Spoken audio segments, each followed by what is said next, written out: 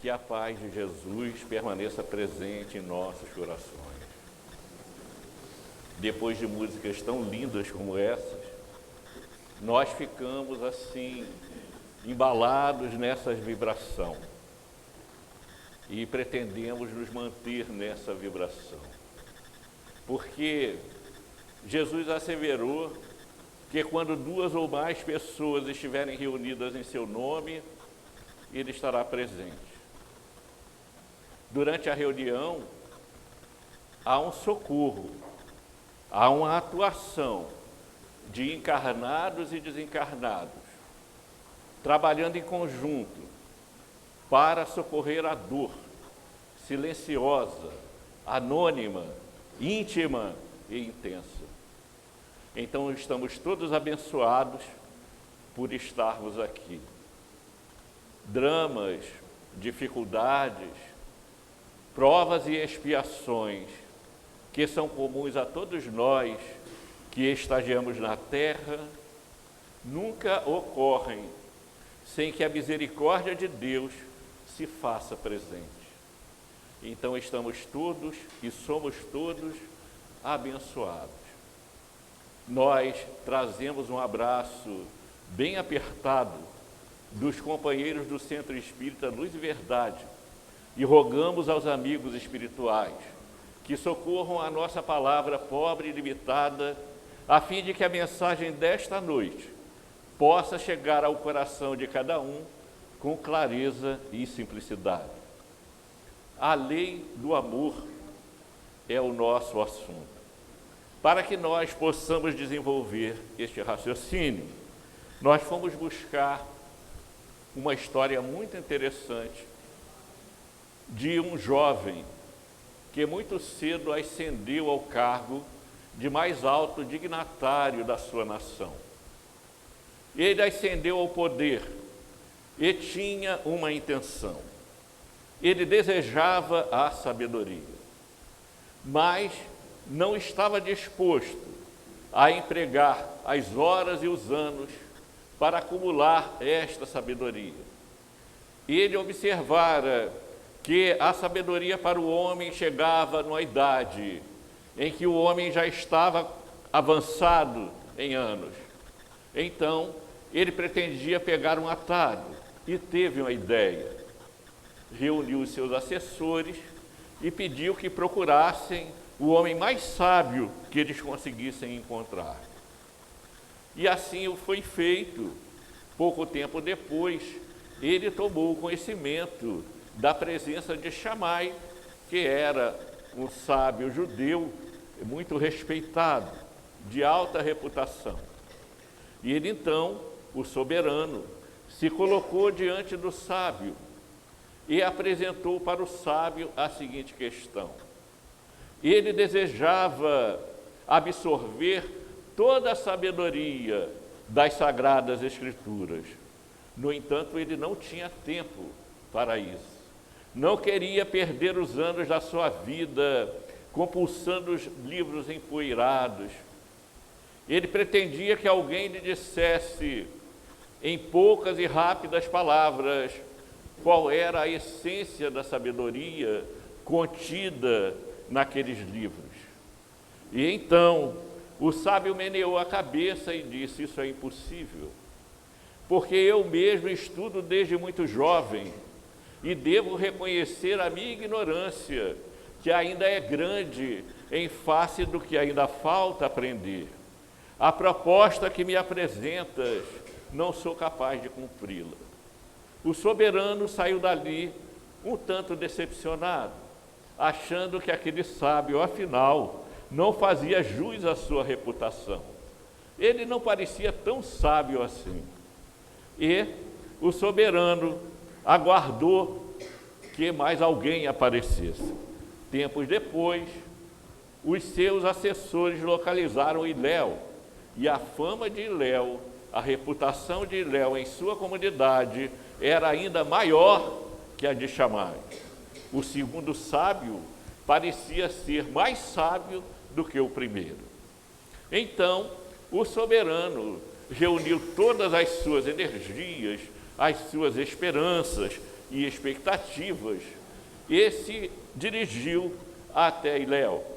Ele fez a mesma proposta. E eu pretendo que tu digas, em poucas palavras, qual é a essência da sabedoria das Sagradas Escrituras, mas num tempo rápido, que me seja possível apreender esta essência. E Iléu, muito tranquilo, apresentando um sorriso de simpatia, disse ao soberano: pois não, então eu lhe direi. E qual é a essência da sabedoria? A essência é que tudo que está escrito nas Sagradas Escrituras, da primeira à última palavra, tem apenas um objetivo. As histórias das gerações, dos personagens, dos ensinamentos, visam apenas a um objetivo: é ensinar o homem a amar. Vejam, a sabedoria resumida a poucas palavras. Tudo o que estava ali naquelas escrituras tinha esse objetivo, e tem, de ensinar o homem a amar. Porque este é o grande desafio das nossas existências: aprender a amar. Para aprender a amar, nós mergulhamos inúmeras vezes no corpo físico, no mundo material. Experienciamos vivências, aprimoramos o intelecto, desenvolvemos o sentimento, apuramos a sensibilidade e construímos reflexões, apenas para aprender a amar. O amor é a lei da vida, diz o espírito Lázaro. Quando Jesus pronunciou a sublime palavra amor, os povos estremeceram e os mártires, embriagados de esperança, desceram ao circo. Era o circo, não o circo que nós conhecemos, mas era o círculo dos espetáculos sangrentos, onde eles seriam assassinados. Mas faziam isso embriagados de esperança. Porque o amor é a força que transforma o destino. E nós temos como objetivo desenvolver o amor de dentro para fora, de cada um de nós para a coletividade. Então, são inúmeras as vezes, incontáveis mesmo, que nós reencarnamos para viver experiências, para conviver com o próximo, a fim de que nós possamos ir nos acertando, podando as arestas na arte da vivência e da convivência com os nossos semelhantes. O apóstolo João asseverou que Deus é amor, e tudo que existe está mergulhado no amor de Deus. Mesmo que isso para nós soe um tanto estranho, porque quando olhamos para o mundo desequilibrado, cheio de tragédias, de choques emocionais, de desequilíbrios, nós temos dificuldades ao observar as ações da maioria das pessoas em identificar o amor. Porque um mata o outro com completa frieza, com completa indiferença. Porque um não sente ou não tem compaixão da dor alheia. Porque não se faz a grande pergunta: e se fosse comigo?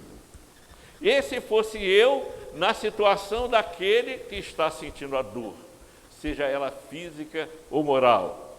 E se fosse eu na situação daquele que está sendo incompreendido, que está vivendo o grande abandono, a grande solidão afetiva? E se fosse eu que estivesse no meio da rua, sofrendo o frio da madrugada, pegando a chuva e o vento, por que eu faria? Então, o amor é esta força educativa que vai nos ensinando a desenvolver a sensibilidade. Porque no primórdio dos tempos, o espírito, ele só tem instinto. E o que é o instinto? É uma inteligência primitiva. É uma inteligência de que todo ser vivo é dotado para garantir a sua sobrevivência na natureza, a fim de que ele não termine a sua existência antes do tempo previsto. Então ele precisa se alimentar, ele precisa se defender, ele vive quase que maquinalmente, não é? Por quê? Porque ele precisa cumprir o seu papel na natureza. Mais evoluído, mas ainda corrompido, o homem tem sensações. E as sensações estão diretamente ligadas aos sentidos. O tato, o olfato, o paladar, a visão, a audição. O homem tem sensações e busca sensações e muitas vezes se torna escravo delas. Não importa se esse homem conseguiu fazer o pós-doutorado em Harvard, o que determina o nível de evolução dele são os seus interesses. E muitas vezes ele consegue apenas pensar no seu próprio umbigo. Ele consegue apenas manipular as suas forças, as suas capacidades e recursos para se satisfazer unicamente, desprezando o semelhante, mantendo-se indiferente em relação a ele, procurando o lucro, a vantagem nas situações que se passam. Portanto, não se trata apenas de um conhecimento intelectual. É necessário que o coração se desenvolva. É necessário desenvolver a sensibilidade, que é o sentimento. Então, nós temos o instinto, depois a sensação e depois o sentimento. E o ápice desse sentimento, o momento mais elevado, mais crucial, é o amor, porque ele reúne todas as virtudes. O amor é a síntese de todas as virtudes. E o grande desafio para nós, que muitas vezes não compreendemos o que é o amor, não sabemos o que é o amor, e por isso praticamos determinadas ações que vão redundar no desvio da nossa meta, enquanto nós achamos que estamos pegando um atalho, né? Nós estamos, na verdade, pegando o desvio. Porque observamos com os olhos da carne, observamos com os interesses do momento, observamos com aquele interesse de apenas aquela fração de tempo. Não conseguimos nos enxergar como seres espirituais que somos, seres imortais, que devem desenvolver a consciência tranquila através do cumprimento dos seus deveres, através do respeito aos direitos alheios, através de uma vivência em que se busque a pacificação interior. Então, eu me recordo do Dalai Lama, quando perguntaram a ele o que ele achava mais interessante na humanidade, e ele diz assim: o homem que fica doente para ganhar dinheiro, porque trabalha muito, e depois gasta o dinheiro que ganhou para recuperar a saúde, e às vezes não consegue, não é? O homem que vive como se não fosse morrer, e que morre como nunca tivesse vivido. Ou seja, nós estamos mergulhados numa experiência, num aprendizado, e precisamos prestar atenção neste aprendizado para realizarmos o nosso progresso. Porque, na maioria das vezes, nós passamos pela vida distraídos com aquelas coisas que são tão importantes que daqui a pouco eu não sei o que estava fazendo. Distraídos de coisas de coisa nenhuma. E não atentamos para a nossa realidade espiritual. Todo dia desencarnam pessoas, algumas muito famosas, outras menos conhecidas, outras do nosso círculo de relações. Mas a gente vive como se a morte não fosse chegar para nós. A gente vive como se fosse ficar aqui eternamente. Nós não somos daqui. Nós só estamos aqui por um tempo. Esta não é a nossa realidade definitiva. A vida física não é um fim em si mesma. Ela é um meio para se atingir um fim. O fim é a elevação, é a espiritualização, é a educação dos sentimentos, é a apuração da sensibilidade para nos tornar seres mais apaziguados, mais tranquilos. Então, nós mergulhamos aqui, neste mundo de provas e expiações, cheio de altos e baixos, às vezes mais baixos do que altos, cheios de notícias chocantes, de desastres, de crimes, de desonestidade, de surpresas dolorosas, porque é um mundo extremamente marcado pelo nosso atraso, pela nossa inferioridade.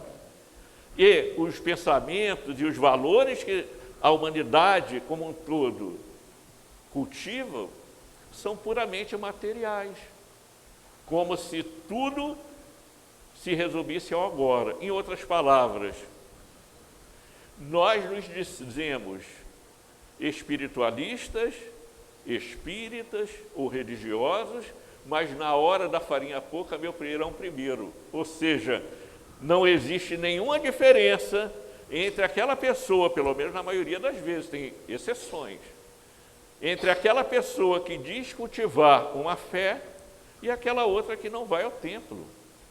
Quando Jesus asseverou que nós somos o sal da terra, a luz do mundo, mas disso dependerá a forma como nós vamos agir. Não é o rótulo, é o que nós fazemos que nos distingue.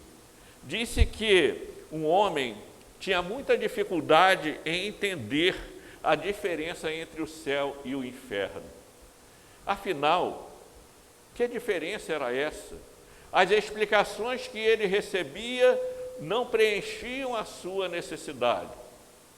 E um dia ele teve um sonho, e neste sonho ele foi ao inferno, e verificou que no inferno era um sofrimento muito grande, porque as pessoas estavam lá numa mesa farta, uma mesa cheia de guloseimas, mas o cotovelo era invertido, elas não conseguiam pegar.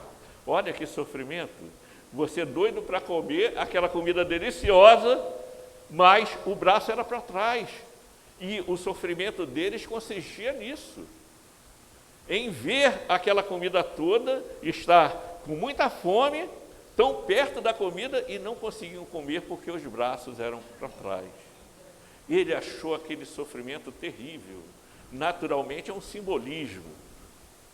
Não é só o fato de comer, os sensuais, os viciados, os atrabiliares, os agressivos, cada um com a sua dificuldade. Então, ele desejou ir ao céu. O que seria o céu?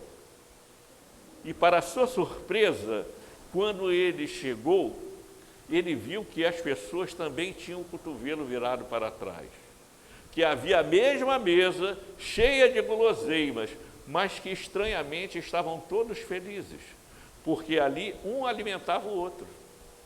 Então vejam que eles não estavam preocupados em alimentar a si mesmos, porque não traziam o interesse voltado apenas para o que lhes apetecia. Eles pensavam no outro. Eles conseguiam largar o próprio umbigo para pensar no outro. E porque pensavam no outro, eles alimentavam outras pessoas e eram alimentados por elas. Ou seja, resumindo, a situação era a mesma, mas a atitude fazia toda a diferença. Ora, É justamente isso que o Espiritismo vem nos dizer. Porque o Espiritismo é a religião natural. Nós não temos sacerdócio organizado, liturgias, cerimônias, paramentos, ornamentos. Nós não temos profissionais da religião. O Espiritismo vem dizer que o que vale não é onde a gente vai, o grupo a que a gente pertence, mas a nossa ação no dia a dia. Isso é o que faz a diferença. E eu me recordo do apóstolo Paulo, quando diz assim: e tudo quanto fazeis, fazei como ao Senhor, e não aos homens. Então, nós precisamos exercitar esse amor, porque o amor é o sol que une as almas, o amor fraterno, o amor que ama as multidões. Mas nós, que somos aprendizes rebeldes do amor, precisamos exercitar o amor no nosso relacionamento de cada dia, dentro da família, com o parente complicado. Eu sei que aqui ninguém tem parente complicado, mas existem pessoas que têm, podem acreditar, não é? Nós precisamos nos relacionar com essas pessoas, porque elas não estão próximas a nós por acaso, não é? Parente é o doce apelido das pessoas, dos espíritos com que nós nos desentendemos no passado. E aí a misericórdia divina junta a gente para que a gente consiga fazer com que o amor supere o desamor e a gente vá à frente, dê um passo a mais nessa estrada evolutiva. Nós precisamos cumprir os nossos compromissos no trabalho. Não se entende que um cristão seja uma pessoa, um trabalhador que não cumpra os seus deveres, porque o trabalho é abençoado, o trabalho é também uma dádiva divina e é um meio de progresso. Nós precisamos conviver com o vizinho complicado, nós precisamos conviver com um colega problemático. Por quê? Porque nós também somos problemáticos. A questão é essa. Me recordo de uma história de uma senhora que estava muito inconformada com a convivência na casa espírita que ela participava. E ela conseguia ver o defeito de todo mundo, né? E eu me recordo ali da mensagem de Jesus, né? Às vezes a gente vê o cisco no olho do outro e não vê a trave, né? Um pedação de madeira assim no nosso. A gente não vê. Então ela tinha aquela habilidade de identificar rapidamente o defeito dos outros. E aí ela se dirigiu ao mentor da casa e disse assim: olha, eu quero sair daqui, eu vou fundar um novo centro, porque essas pessoas aqui são muito problemáticas, e no centro que eu vou fundar só vai ter gente boa, ninguém com problema. Aí o mentor disse: minha irmã, infelizmente eu não posso participar. Mas por quê? Porque os meus familiares são todos problemáticos. E ela teve um susto, não é? Ela teve um susto, porque na sua ilusão ela achava que não tinha problema. E achava que ia encontrar um lugar que as pessoas não tivessem problema, não tivessem suas limitações, as suas dificuldades. Não é só quando se tornar espírito puro. Mas até lá, nós vamos ralar muito. Vamos ter que caminhar bastante. E precisamos aprender a conviver. Qual é o segredo do amor? Tratar com sinceridade e com bondade as pessoas. Como diz Cora Coralina, a bondade também se aprende. Conta-se que um homem estava muito mal no seu casamento. Ele estava até com raiva da esposa. E aí ele chegou para o seu pai e disse assim: olha, eu tenho vontade de matar a minha esposa às vezes. E o pai disse: olha, vamos fazer o seguinte, eu vou te dar um pozinho, você bota esse pozinho lá na comida dela. Mas aí, para ninguém desconfiar, você começa a tratar a sua esposa com carinho. Seja tolerante com ela, seja paciente, convide-a para fazer um lanche, para ir ao cinema. Nem sei se vai ao cinema agora, na época do streaming, né? Mas na minha época ia. E aí, vai dar uma volta. E aí, E o senhor acha que vai dar certo? É claro que vai, olha só. Ela vai tomar esse pozinho todo dia na comida, quando ela morrer, ninguém vai desconfiar que foi você, ainda vão dizer eles estavam tão bem. E o rapaz fez isso. Quando completou um mês, o rapaz voltou apavorado para falar com o pai. Eu não quero mais que a minha esposa morra. Ué, mas o que houve? Olha, ela mudou completamente. Ela mudou completamente, é outra pessoa. Mas o que você fez? Eu fiz o que o senhor falou, eu passei a ter paciência com ela, eu saí para dar uma voltinha, eu passei a fazer os trabalhos de casa, dividir as tarefas, eu estou mais paciente com os meus filhos, e agora ela parece outra pessoa. Mas agora eu estou com a consciência pesada, porque eu fiquei botando veneno o mês inteiro e ela vai morrer. E o pai sorriu e disse, não, ela não vai morrer. Isso que eu dei para você é um pozinho sem importância. Isso não vai matá-lo, não vai fazer mal à sua saúde. Né? E ele respirou aliviado. Então, o amor começa por aí. Se você não consegue perdoar, comece desculpando. Se você é daquela pessoa em que alguém diz bom dia, e a pessoa diz só se for para você, não é? Responda simplesmente bom dia, não é? Bom dia, um pouquinho de paciência. Dê um sorriso faz tanta diferença. Tanta diferença. Eu estava aguardando o nascimento da minha filha, muito tenso, aguardando o desfecho do parto. Quando uma moça saiu e deu um sorriso, ela não falou nada comigo, só deu um sorriso, e aquele sorriso me acalmou, porque vinha do fundo do coração, não precisou de palavras. Ela deve ter imaginado porque eu estava ali, mas ela deu apenas um sorriso. Quantas vezes o sorriso faz a diferença na vida de alguém? Um sorriso, um olhar acolhedor, um abraço, um aperto de mão sinceros. Que diferença se opera na alma de quem está sofrendo. Então, muitas vezes a gente faz isso com o amigo que aparece de vez em quando, com a pessoa do centro espírita, mas às vezes a gente não faz isso dentro de casa. A gente não faz isso dentro do trabalho. E é necessário que nós nos humanizemos.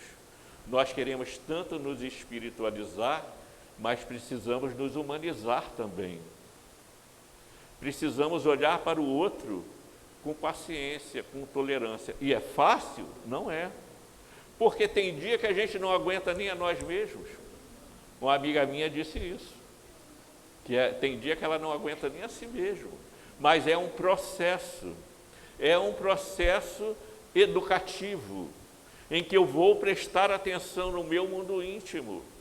Eu não presto atenção na minha casa, como é que está a minha casa, está limpa, arrumada? Não, ela está bagunçada, então eu preciso arrumar.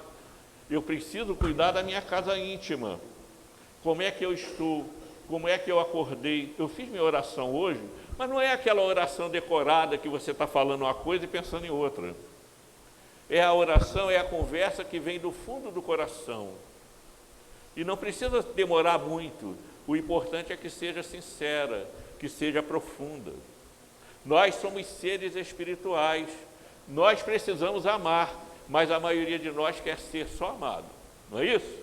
Tem gente triste à beça porque não se sente amado, mas não se questiona, não é, o que fazer para aprender a amar. Porque o amor faz bem a quem é amado, mas ele é melhor ainda para quem ama. Porque nós viemos aqui, nós estamos mergulhando na carne para desenvolver essa capacidade de amar, de nos envolvermos com os nossos semelhantes, de sentirmos as coisas e não apenas de ficarmos passando os dias que vão se sucedendo e a gente nem reflete. E aí tem gente que chega muitas vezes ao fim da vida e olha para trás e não vê nada, passou a vida toda correndo de um lado para o outro, não refletiu, não aprendeu, não se modificou, não cresceu. E vem aquele vazio, né? Aquela sensação do tempo perdido. Então, às vezes, a pessoa diz assim, mas isso aí é para o Chico Xavier, é para o Gandhi, não é? Isso aí é para o Francisco de Assis. Eu não sou Francisco de Assis, realmente não somos, não é? Mas o que nos garante é a sinceridade de propósitos. O que garante a fidelidade ao processo é nós sermos sinceros nisso. E aí, o Espírito Lázaro diz o seguinte, que Jesus pronunciou a palavra amor, né? E que essa palavra amor fez os povos estremecerem e os mártires embriagados de esperança foram ao circo, ao sofrimento. Mas o Espiritismo vem pronunciar uma segunda palavra, a reencarnação. A palavra que ergue a lápide dos túmulos vazios. Porque quando nós aprendemos que tudo aquilo que nós não conseguimos evoluir agora, nós iremos evoluir depois, nós aprendemos que o momento é muito importante. Será que a pessoa poderia pensar assim, já que eu tenho muitas reencarnações, não vou aprender agora não, deixa para segunda-feira, não é isso? Vamos começar o regime na segunda-feira, vamos empurrar tudo com a barriga para a semana que vem, para o mês que vem, para o ano que vem, para outra reencarnação. Só tem um problema, não é? Tem juros, tem correção monetária. Tudo aquilo que a gente não faz de boa vontade, nós teremos que fazer numa situação mais difícil. Porque a única coisa que Deus impõe ao ser humano é a evolução, é o progresso. E quando a gente não quer progredir, às vezes vem a dor, a dificuldade. Por quê? Porque nós não fizemos com facilidade aquilo que deveríamos fazer. É castigo de Deus? Não, de forma alguma. Imagina uma criança que tem que tomar uma vacina e não quer tomar. O pai tem que levar para tomar a vacina, porque se ela não tomar a vacina, ela vai adoecer. Não é? Mas a criança vai gostar disso? Não vai. Ninguém gosta de tomar injeção, ainda não conheço ninguém. E eu também não gosto. Mas é necessário, não é? Então vem as revoluções da vida, as dificuldades, não é? Seja a dificuldade da sobrevivência, seja a dificuldade do relacionamento com os outros, sejam as dificuldades existenciais, aquele sentimento de culpa, aquela depressão, aquela sensação de solidão, que parece um buraco sem fundo. E nós nos perguntamos, o que está acontecendo? É a alma que está doente. Nós precisamos curar a alma. Nós precisamos nos tornar solidários. Nós precisamos entender que a nossa felicidade depende da felicidade do outro. Enquanto eu ficar pensando só na minha felicidade, só no meu bem-estar, só no meu interesse, eu serei infeliz. Essa é a grande questão, não é? Quanto tempo será necessário para que eu rompa o círculo estreito do meu interesse pessoal apenas e consiga enxergar em torno de mim os meus semelhantes? Não é para fazer coisas mirabolantes, mas é fazer o miúdo todo dia um pouquinho. É o feijão com arroz, não é? Então, eu cumpri o meu dever no trabalho, eu consegui praticar uma boa ação, eu estou acompanhando o desenrolar dos acontecimentos das pessoas que eu amo, eu estou sinceramente envolvido com... Aí a pessoa diz, não, mas é muito difícil, eu também tenho os meus problemas. O Chico Xavier diz o seguinte, ele observou que as pessoas que têm mais problemas são as pessoas que só pensam em si mesmas. São aquelas, porque não são os problemas em si, mas o fato delas pensarem numa dimensão estreita, só em si mesmas. Então, elas estão sempre insatisfeitas. Então, há uma forma de nós enfrentarmos isso. É nos doando aos semelhantes. Tire um tempinho para fazer alguma coisa em benefício de alguém, de preferência não remunerada. Procure ser útil. Seja a mão que afaga, o abraço que acolhe, a palavra que desperta a esperança. Seja aquela pessoa que, se não for possível ajudar, pelo menos não atrapalhe, não aumente o desespero de quem já está sofrendo. Procure observar esse contexto, porque todos os dias há inúmeras possibilidades de nós intervirmos no mundo pelas nossas ações para diminuir a dor do companheiro. Às vezes, um pequeno favor. Às vezes, a pessoa quer saber onde fica a rua, porque ela não é dali. E a gente não para ajudar, porque nós estamos muito ocupados, cheios de coisa nenhuma para fazer. Então, diz Joana de Ângeles, quem é solidário nunca fica solitário. Nós, às vezes, precisamos dar as coisas, porque as pessoas precisam comer, vestir, etc. Mas nós precisamos, principalmente, dar de nós mesmos. Essa é a grande questão. Dar o nosso tempo, o nosso carinho, a nossa atenção, o nosso afago, o nosso incentivo. Já perceberam como as pessoas têm uma facilidade para criticar e uma dificuldade para reconhecer as qualidades do outro? Às vezes, um detalhe. Disse que Jesus estava passando com os seus apóstolos num determinado caminho e havia um cão morto. Ele já estava ali morto há algum tempo.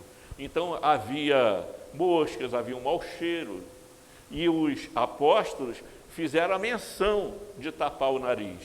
E Jesus diz assim, mas que belos dentes tinha esse cão. Ele conseguiu enxergar a beleza, a única beleza que existia, ele conseguiu enxergar. Então, a vida física, a construção da felicidade, a construção do amor, é um exercício de todos os dias. Do amor para consigo mesmo, não o egoísmo, que é outra coisa, mas o alto amor. O amor daquele que se afaga, o amor daquele que diz, tenha paciência consigo mesmo. Você não foi bem hoje, mas irá bem amanhã. Daquele que consegue se motivar, daquele que se perdoa, mas que procura se corrigir para se tornar melhor e ter uma consciência tranquila. Depois esse amor se expande para os que estão em torno de nós, os nossos familiares, os nossos colegas de trabalho, os nossos vizinhos, a pessoa desconhecida que atravessa a rua e vem em nossa direção. Já verificaram como as pessoas estão agressivas? Como elas estão explosivas? Como elas estão descontroladas? Crimes são praticados por banalidade. O sujeito mata o outro porque teve uma discussão, nunca tinha visto, e naquela discussão ele agrediu e matou o outro. O que é isso? Isso é falta de autoeducação. Isso é falta de cuidado consigo mesmo. O espírito, assim como o campo, precisa ser tratado, precisa ser cuidado. Quando a gente ganha um terreno e você quer plantar, tem que arar a terra, tem que adubar, tem que esperar a ocasião certa, tem que botar a semente, tem que esperar a natureza atuar para que dê frutos. Por que nós não agimos assim com a gente? Por que nós nos deixamos abandonar? Por que nós vivemos como se não fôssemos seres espirituais? Por que todo dia morrem pessoas? E a gente sabe que é certo que um dia nós vamos voltar para casa. E o nosso maior compromisso é voltar um pouco melhor do que nós viemos. Esse é o grande compromisso. Então, porque nós perdemos tempo com coisas que não têm importância. Se distrair, se divertir, é louvável, é bom também, faz parte da vida. Só que a gente não pode viver a vida toda só pensando nisso, só flutuando na superfície das coisas.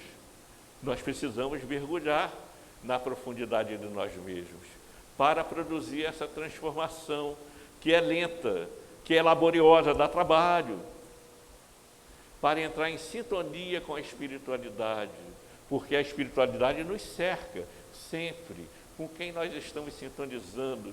Quais são os nossos pensamentos que geram os nossos sentimentos? Se eu pudesse visitar o meu mundo íntimo, como ele estaria agora? Desarrumado, cheio de tudo fora do lugar, cheio de sujeira? Ou ele estaria minimamente apresentável? O meu mundo interior. Então me lembra muito o encontro de Jesus com Zaqueu. Zaqueu era um homem baixinho, que quando soube que Jesus ia passar naquela região, subiu numa árvore, porque ele seria encoberto pelos outros. E lá vem Jesus, o coração de Zaqueu bate descompassado, e para sua surpresa, Jesus se dirige a ele chamando-o pelo nome: desce daí, Zaqueu, porque ainda hoje apraz-me ir visitar a tua residência.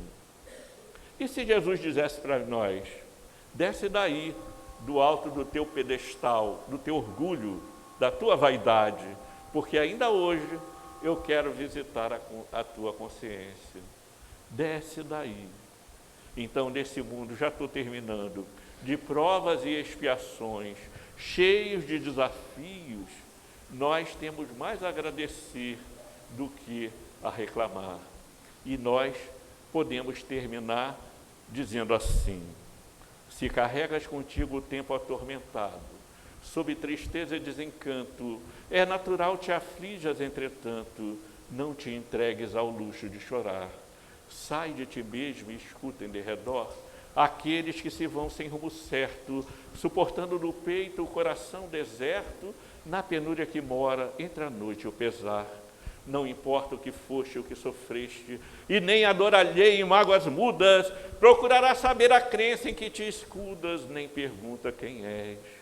Os que seguem no pó do sofrimento, vivendo da coragem semi-morta, rogam-te auxílio à porta, arrojando-se-te aos pés.